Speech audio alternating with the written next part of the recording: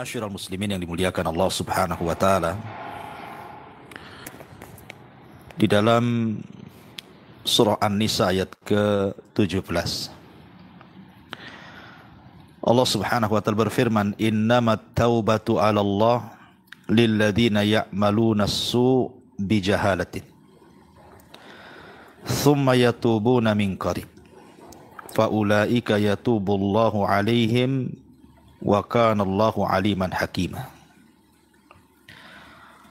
Sesungguhnya bertobat kepada Allah itu hanya pantas bagi mereka yang melakukan kejahatan karena tidak mengerti.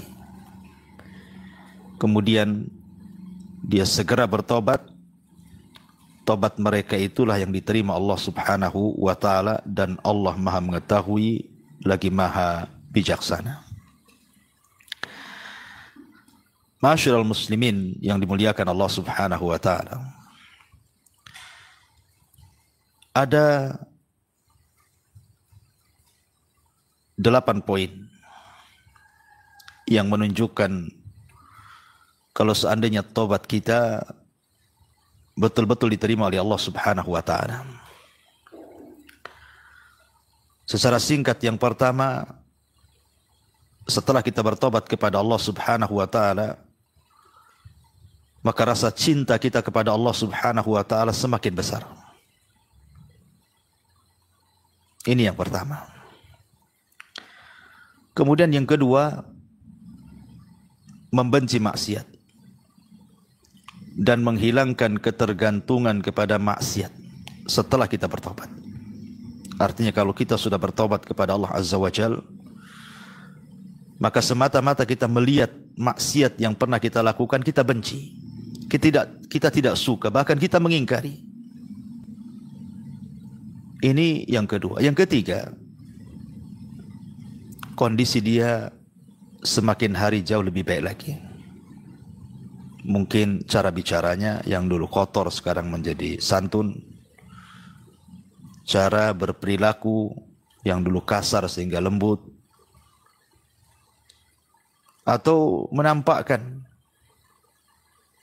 akhlak-akhlak zahir, syiar-syiar Islam, bahwa dia memang sudah ingin menjadi orang baik. Kemudian yang keempat, ketika dia mengingat maksiat yang pernah dilakukannya, maka ada rasa penyesalan yang dalam, kesedihan, tersiksa hatinya dan sempit. Kenapa saya harus melakukan dosa itu? Karena itulah arti daripada an-nadam, penyesalan. Kemudian yang kelima, adanya niat kuat untuk tidak kembali kepada maksiat yang pernah dilakukannya. Ataupun ketika dia bertobat, betul-betul kemudian bertobat, tiba-tiba ada kesempatan maksiat, dia maksiat lagi. Bukan seperti itu. Ada kesempatan atau tidak, tetap dia harus meninggalkan maksiat. Kemudian yang nomor 6, selalu bertambah ibadahnya. Salatnya bertambah, sedekahnya bertambah, infaknya bertambah, puasanya bertambah. Pokoknya ibadah, sebutkan ibadah apapun, jadi semakin hari semakin bertambah, bukan semakin berkurang. Kemudian yang nomor 7, dia memiliki rasa takut yang kuat kepada Allah. Tetapi bukan takut yang sampai kepada tingkat putus asa, tidak. Supaya perasaan takut ini menjadikan kita tidak mengulang dosa kita. Takut akan azab, takut akan neraka, takut akan ancaman Allah Subhanahu wa taala. Jadi semakin terangsang untuk menjauhi maksiat kepada Allah Azza wa Jalla. Kemudian yang nomor 8, tidak boleh al-qunut min rahmatillah, putus asa dari rahmat Allah Subhanahu wa taala. Maknanya dia harus punya keyakinan yang kuat bahwa tobat dia pasti diterima oleh Allah Subhanahu wa taala. Karena kita tahu bahwa syaitan itu apabila menggoda kita, menggoda anak Adam, itu dengan dua cara. Pertama, menanamkan angan-angan. Usiamu kan masih panjang, masih ada waktu. Usiamu masih 30, 40, masih ada waktu sampai 60, 70, kan ada kesempatan bertobat. Engkau masih boleh maksiat. Nanti kalau sudah tua kan bisa juga bertobat. Nanti kalau sudah haji baru bertobat. Nanti kalau sudah umroh nanti bertobat. Nanti kalau sudah kaya nanti bertobat. Setan membuat angan-angan bahwa seolah-olah usia dia panjang. Dia tidak tahu bahwa usia dia tidak ada yang tahu kecuali Allah. Sehingga ketika diberikan angan-angan itu, dia tidak terasa bahwa ketika dia meninggal, dia tidak di atas tobat. Dan yang kedua, menanamkan rasa takut yang berlebihan. Seolah-olah dosanya banyak, dosanya segunung, dosanya selangit. Tidak mungkin Allah mengabulkan tobat saya. Akhirnya kemudian dia pun kunut, putus asa dari rahmat Allah subhanahu wa ta'ala. Dan ingat, putus asa dari rahmat Allah subhanahu wa ta'ala adalah dosa yang besar. Bahkan lebih besar dosanya orang putus asa dibandingkan maksiat itu sendiri. Karena putus asa dari rahmat Allah sama dengan menjauhkan kita dari taubat, menjauhkan kita dari Allah. Itulah cerdasnya setan, khutuwat.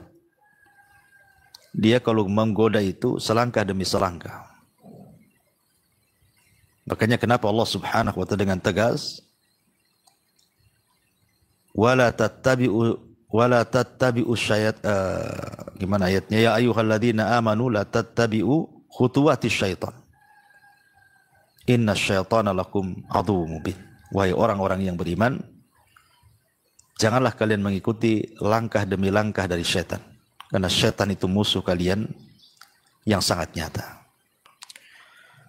Maka inti daripada pembahasan kita bahwa kalau kita ingin diterima tobatnya dan muncul tanda-tandanya, maka harus ada taghyir, harus ada perubahan pada diri kita ini. Sebagaimana Allah mengatakan, wa aqimis salata tarafan nahari wa zulafan minal laili innal hasanat yudhibnas sayyi'at. Maka dirikanlah salat di kedua ujung siang dan malam. Karena kebaikan itu bisa menghapuskan keburukan. Lah kebaikan itulah yang kemudian tampak dari orang-orang yang bertobat. Kalau sudah tampak kebaikan dia, mungkin nambah sholatnya, atau dulu tidak sholat kemudian sholat, nampak dari ucapannya, nampak dari perbuatannya. Lah kebaikan yang nampak itulah yang akan menghapuskan keburukan dia. Karena bagaimanapun, innallaha la yughayyiru ma biqaumin hatta yughayyiru ma bi anfusihim. Allah tidak akan mengubah keadaan satu kaum sebelum mereka mengubah keadaan diri mereka sendiri. Dan Allah juga mengatakan, dzalika bi annallaha lam yakum mughayyiran ni'matan an'amaha alaihi ni'matan an'amaha ala qaumin hatta yughayyiru ma bi anfusihim.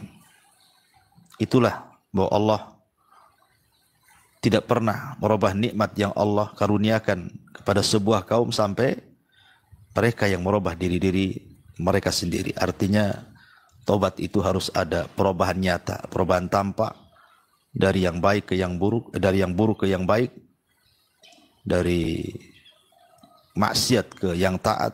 Lah nantilah ketaatan kemudian kebaikan itulah yang akan menghapuskan keburukan yang pernah dia lakukan. Inilah tanda-tanda bahwa tobat seseorang itu diterima oleh Allah subhanahu wa ta'ala. Subhanakallahumma bihamdika asyhadu an la ilaha illa anta astaghfiruka wa atubu ilaik. Allahu ta'ala. Assalamualaikum warahmatullahi wabarakatuh.